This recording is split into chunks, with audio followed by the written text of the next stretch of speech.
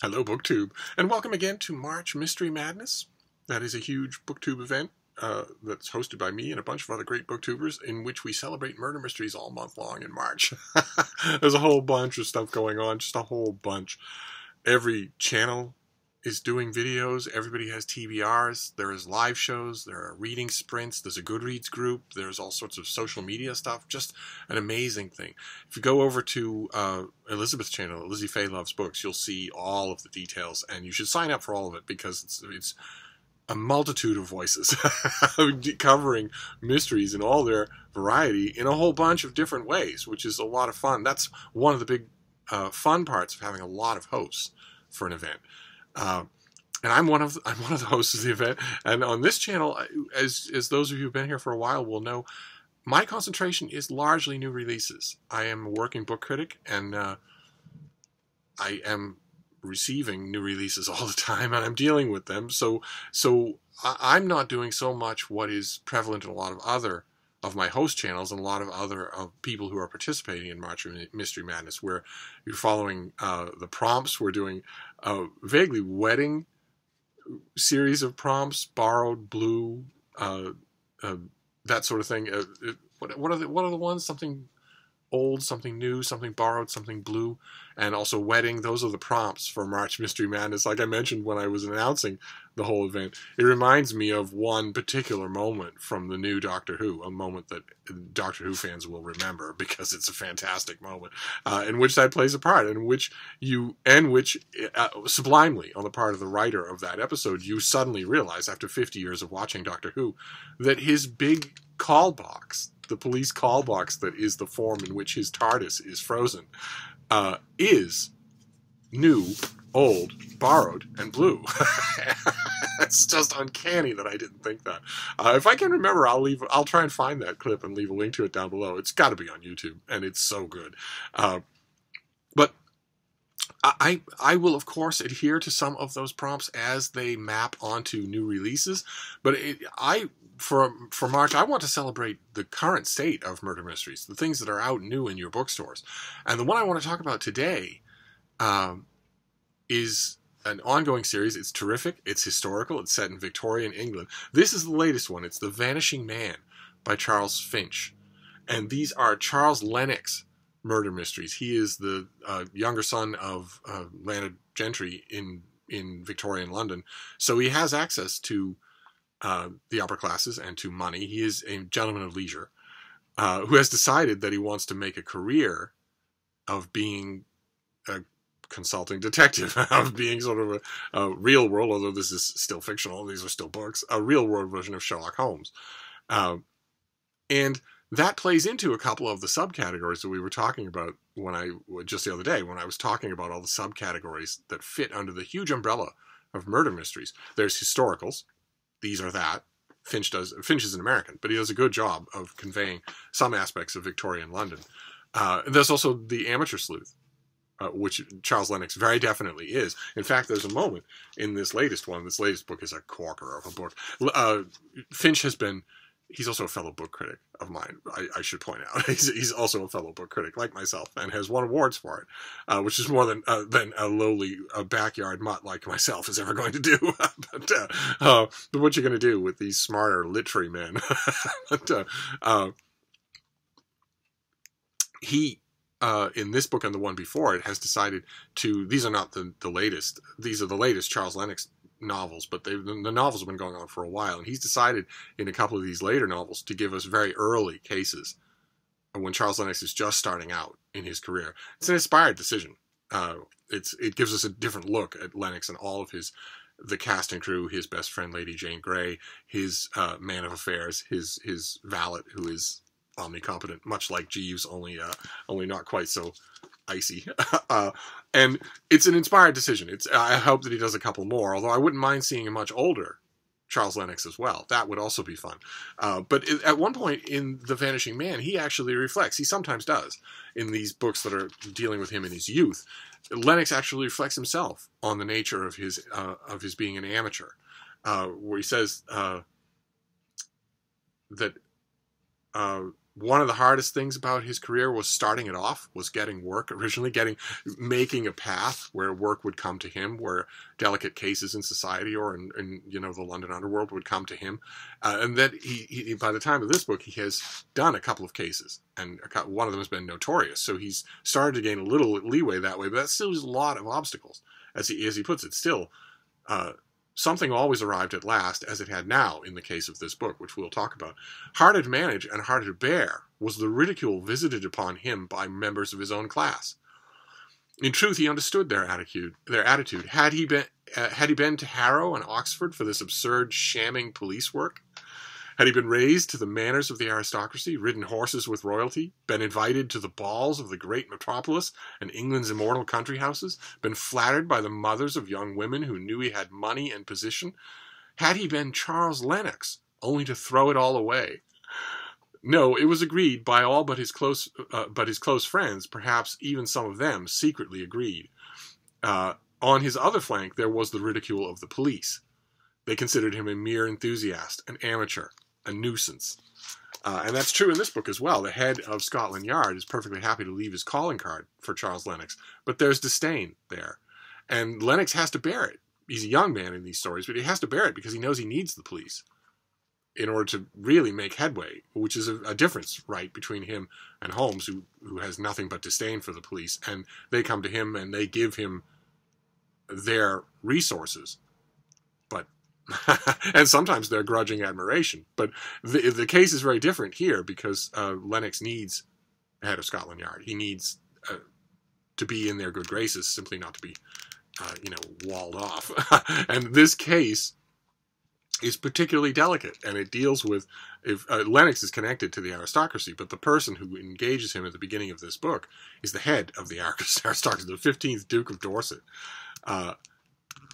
Has a problem in Dorset House, his palatial, gorgeous London home on the River Thames. And when he calls Charles Lennox, when Charles Lennox makes his way to the Duke's study in order to be briefed on the details, I mean, he's grateful for the idea that the work may come his way. But he's also curious what could possibly be, and he's looking around. He's sitting in the Duke's study as the Duke is sort of appraising him, sizing him up, mostly silently. He's sitting in the Duke's study trying to figure out what's going on and notices that behind the Duke's desk, on the wall of the study, there are portraits that are obviously portraits of all the earlier Dukes of Dorset. And they just seem to be ranging in order along the wall, and one of them is clearly missing. And Lennox is studying the paintings. He's listening to the Duke, and they're talking. The Duke obviously tells him, on the surface anyway, the problem is that his study was broken into. Someone broke in and stole one of the portraits. And while it's a wonderfully orchestrated opening scene, which is all important for a murder mystery, the opening scene, not necessarily the first scene, but the opening scene, the one where the basic bones of what you're going to deal with are laid out, that scene is important. It's a wonderfully done scene because there are two conversations that are sort of paralleling to a point. Because while the Duke is telling Charles Lennox, obviously a painting has been stolen, and I want to know who stole it. I'm not so concerned with the painting itself because it was without any value. It was a boring painting by an unknown artist of a relatively undistinguished Duke of Dorset from a relatively undistinguished period in my family's social and political past.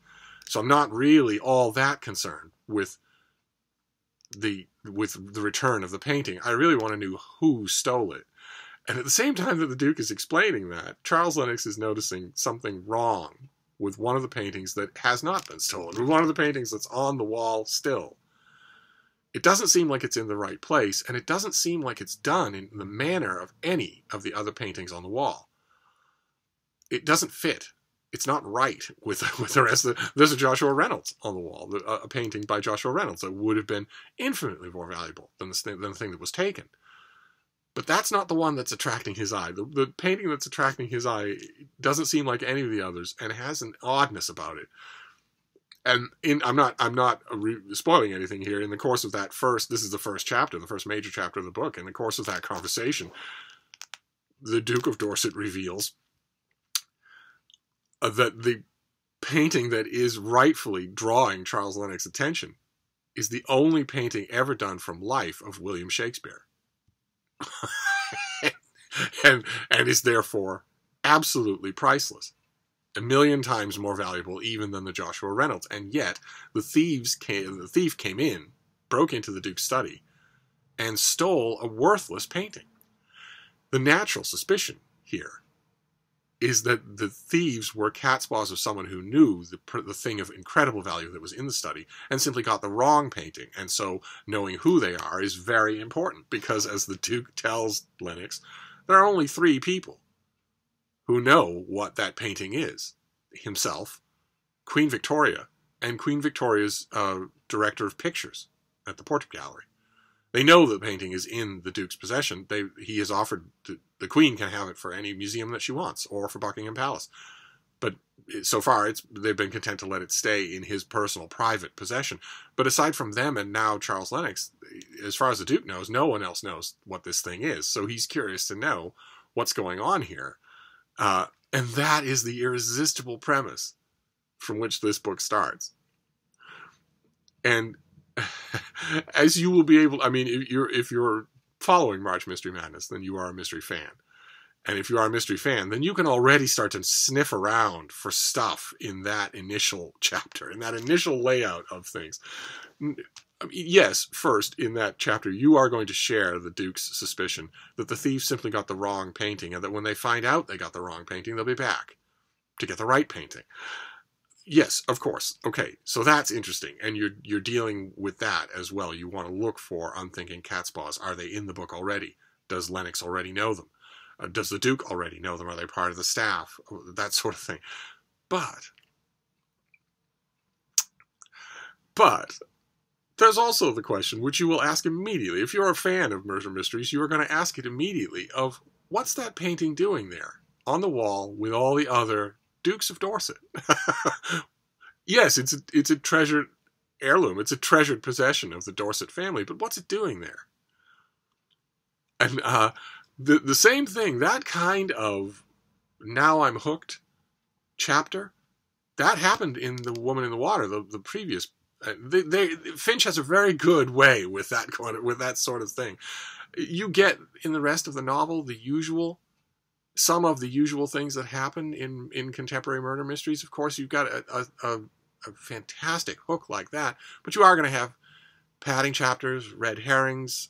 There's a great deal of historical stuff that is added in the form of subplots and secondary characters. You've seen that, for instance, in C.J. Sansom's Shardlake novels, which get huger and huger. Thankfully, the Charles Lennox novels have not topped 800 pages, but you see that there as well. And historical murder mysteries are particularly prone to that, and I don't so much object.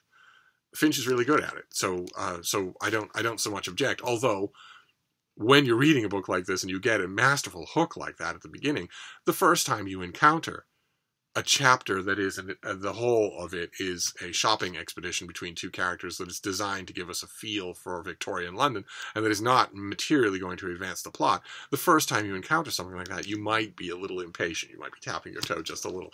And that, I don't think, is avoidable in historical murder mysteries. I have never seen a historical murder mystery that did, in fact, avoid it. So it might be unavoidable. And so if it's unavoidable, all you really want from the author of such a book is that they do it well. And Finch does it well. So that's going to be our day number 2 for March Mystery Madness, is, again, a recommendation. I do recommend these books. The Charles Lennox mysteries are really good. And I particularly recommend the last 2. Which is kind of odd, especially for a series that has a few books in it. Usually I'd be tempted to recommend the first book, Get You on Your Feet.